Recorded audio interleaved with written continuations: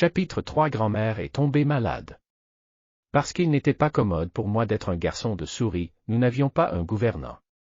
Ma grand-mère a dû prendre soin de moi et faire tous les travaux ménagers.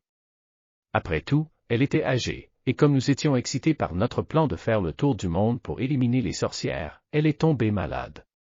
Au début, elle ne voulait pas consulter un médecin. Plus tard, elle est devenue de plus en plus malade. Elle avait une forte fièvre, elle toussait, haletait et crachait.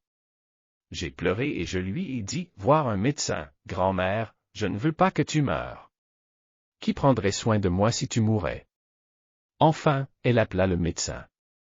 Grand-mère me demanda de me cacher au sommet d'une grande armoire près du lit, où je pourrais regarder le médecin. Le médecin est venu et il a trouvé que grand-mère était trop malade pour se lever du lit.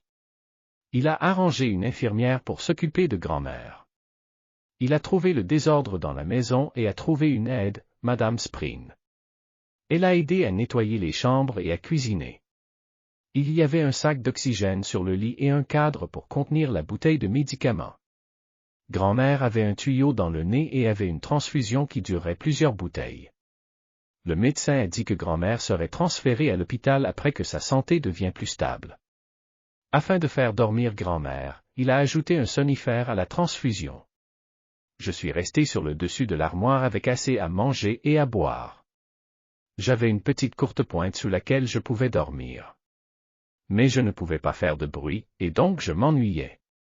De temps en temps j'allais au bord du sommet de l'armoire pour voir ma grand-mère et regardais autour de la pièce. Madame Spring nettoyait les chambres, elle sentait que les appareils que grand-mère faisait pour moi étaient étranges. Je m'ennuyais tellement que je décidai d'aller dans la cour pour prendre une bouffée d'air frais. J'ai regardé l'infirmière et Madame Spring, pendant que j'essayais de trouver une chance de s'échapper de la maison. Enfin, j'ai eu une chance. L'infirmière est allée aux toilettes et Madame Spring était sortie avec un sac en plastique d'ordures. Je me dépêchais hors du cabinet par une fine corde préparée par grand-mère. Je suis arrivé à la porte et j'ai appuyé sur le bouton en bois qui ouvrait la porte. Je courus et me mis sous la clôture dans le jardin.